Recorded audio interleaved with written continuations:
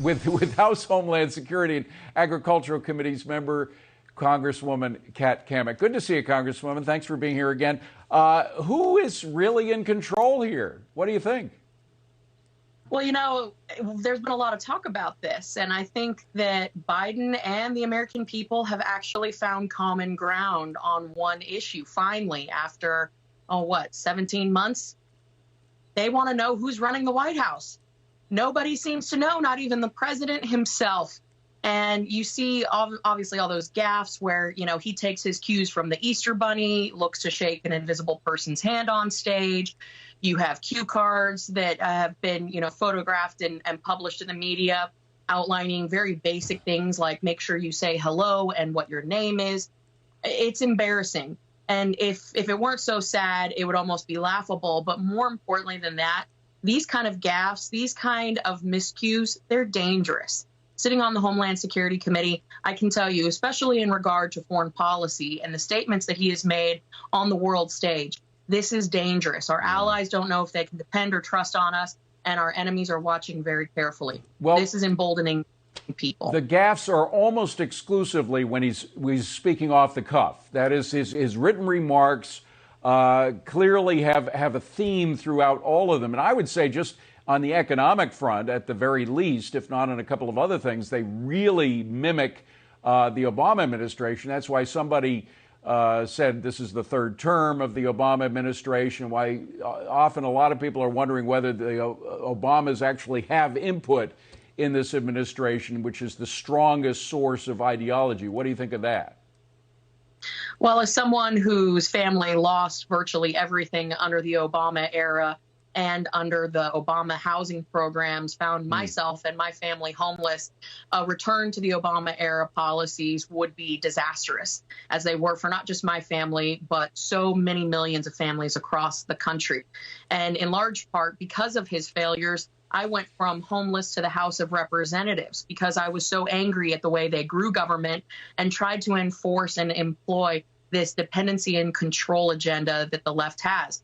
But let's be frank, we can't afford a third term of the Obama years. We need to put America first. And all we've seen to date has been an America Last policy that's run by limousine liberals and elitists that are well connected on Wall Street. It's hurting everyday citizens, and that's why we are desperate to take the House and the Senate back. But as we saw yesterday with the outline of his economic plan to fight inflation, so-called, it's the same medicine. There's no change. There's no change at all. So are we stuck with what we have until the next administration, next presidential administration, or will a change in Congress perhaps change the policies that we're in now?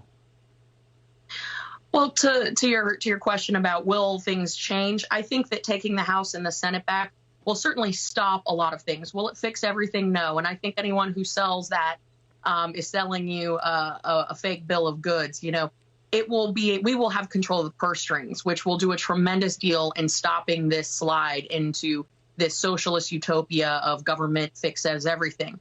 But that's the problem that we're seeing out of this administration. It's a one-size-fits-all approach. Whenever they have a problem, they want to throw more money at it, as evidenced by the fact that they spent more than $7 trillion just last year. And let us not forget that Nancy Pelosi never even put forth a budget. They spend at will like it's monopoly money, forgetting that it's we, the American people here at home, that are actually footing the bill for this. So we can't afford it. We need to restore some balance. And I think that's ultimately what Americans want, common sense and balance in our nation's capital. And Republicans in November, we're going to give it to them.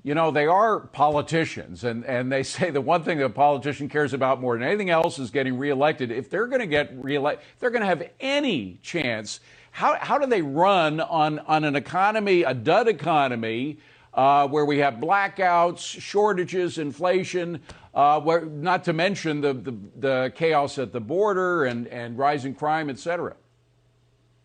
Yeah, well, you can't, and the poll numbers reflect that.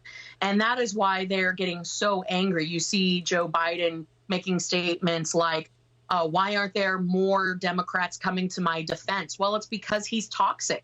His administration has managed to tank an economy, and really everything it touches turns to crap. And it's a quote former President Trump. But that's the thing that they need to do. If they were truly interested in fixing things, they would do the exact opposite of what they're doing now. But they can't, because it goes against that agenda, that political agenda that they've outlined of Green New Deal, liberal wish list, spending more, growing government, when in reality, we need to get government the heck out of the way. But that goes against their narrative. So it just kind of feels like a sinking ship. And I don't see many people handing out lifelines, honestly. I think this is one that's going to go down pretty quick and fast. Congresswoman, I got to run, but is it conceivable that after a thorough drubbing at the ballot box in November, that this president, despite all of their ideology, might change in order to get reelected?